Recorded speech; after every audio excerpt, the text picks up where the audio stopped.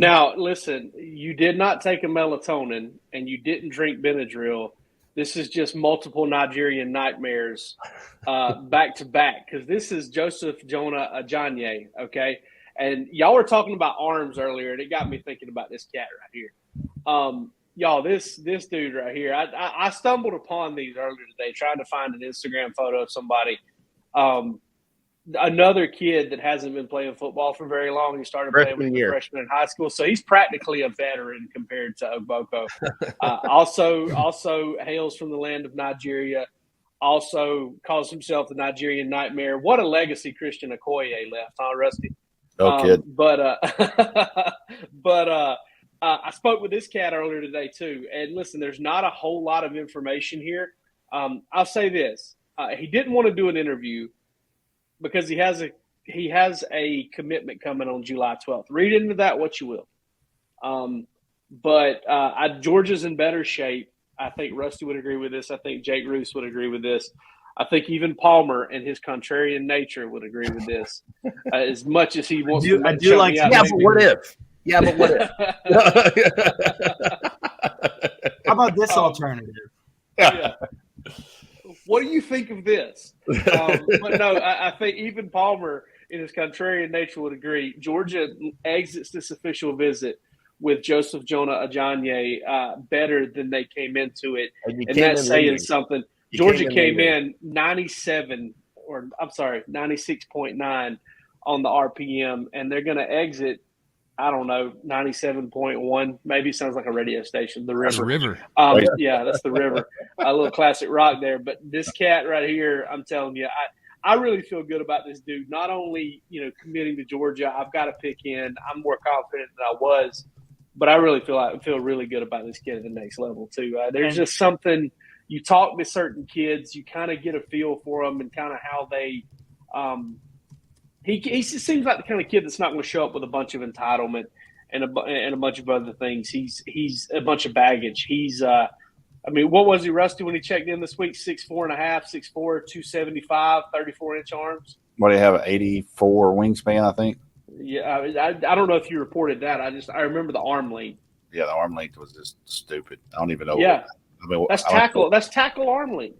That's Andrew Thomas. I don't know what we're doing with humans right now. I really don't. I was stretching arms. Does everybody get? Is that the new thing? I got to start stretching arms. Is there a surgery? I don't know. I saw a viral post that some dude from Georgia went to like Turkey or something and got like 4 inches added to his kneecaps or something. I saw that too. I can't confirm it or deny it. From Georgia, the country, or Georgia, the state? No, from state of Georgia. State, your home state. He's got to have some Mike into him in Floyd County. I guarantee you. I mean, Mike White on the phone. I'm 6'2" now. Who cares? I think that one of the big points that has to be made here is you came into June and a lot of people were scratching heads and saying, what's Trey Scott doing? You had light class last year. You're looking light there.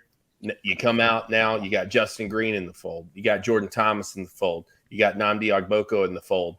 Looking great for Joseph Jonah-Ajonye. You still got guys like Aiden Breland that are sniffing around this thing, man. I mean, you got LJ McCray still looking around too.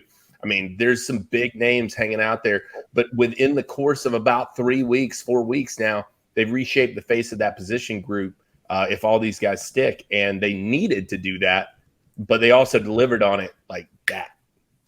And Williams Nwaneri made it to campus this weekend. I mean, that's premium info over at DawgsHQ, but we'll let you have it. Made it into town, and in case you didn't know, that's the number 3 player in the entire country. Yeah. That is the number 1 defensive lineman.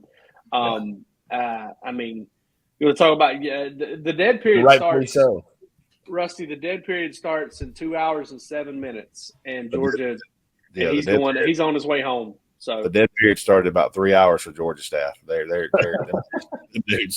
dudes are on planes and golf courses and these coaches around the country and support staff. I follow a couple of those guys, and they were posting pictures at a golf course or an airport about 3 hours ago. So It's good. It's good for the coaches. It's good for the support staff. It's good for these kids, man. I mean, I know they got to be. I talked to a parent last night of I would say a major UGA target, and they were just like, dude, we're done. Like, my child's done. I'm done. I can't even fit my sweatpants right now. I mean, it's been a long month. So you're going to see a lot of decisions in July, and that's kind of the pattern. We've laid that out from the start here. That June has become that month. And then you start talking about, July and all these decisions. So there's a lot of decisions going to be made. And a lot of these kids won't get this stuff over with before August. Here's the thing, guys. We talk about this, and I think people forget.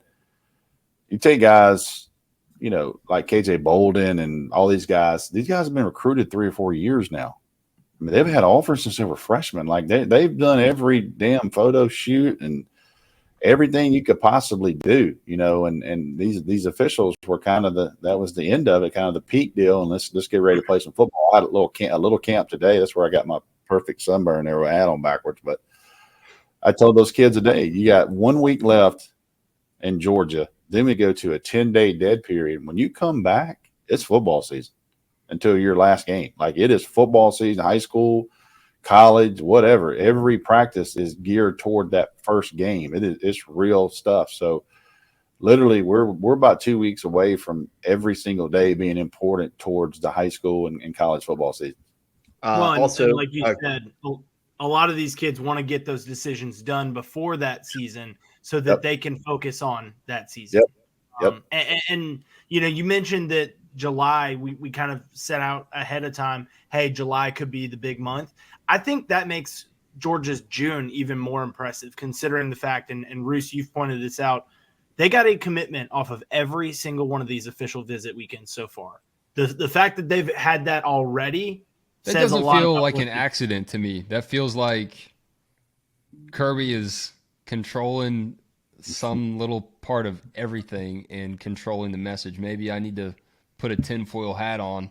The biggest marionettes there have ever been. There's obviously there's some that went silent, and how I treat a silence. Can you hold them? Just because you were silent, I 100% don't know Joseph Phillips was a silent, but I know that Georgia felt really, really good about him until they didn't. So can you hold these guys that are quote unquote silent commits until these visits are over with? So I think Georgia's got 2 or 3 silents that are going to stick with Georgia. So we'll see how those play out, as Palmer said, into July. And as Wes is saying, there were some guys that went public, kind of out front here and committed in front of everybody in June, including a flip. Chauncey Bowen just flipped in front of the other recruits.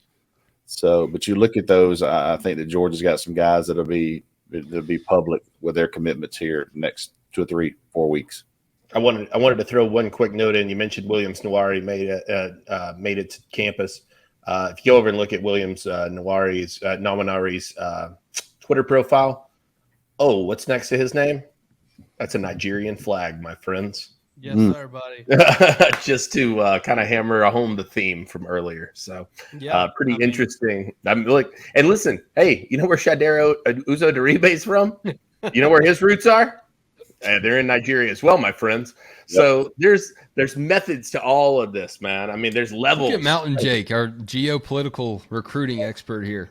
Be surprised if they studied today when the power was out. You see, he got them books. Somebody said on our board today that they said Kirby needs to set up a guy to have an office in Lagos. In Lagos, yeah. And I'll tell you this. I'm not kidding you. I fully believe this. Within the next 5 to 10 years, Africa is going to be a super important place to have connections in. I think it already is emerging right now, but I think within the next 5 to 10 years, you're going to see that be an incredible hotbed for football talent and talent at this level as well. I'll send Palmer to cover that first camp. Palmer reporting live from a safari.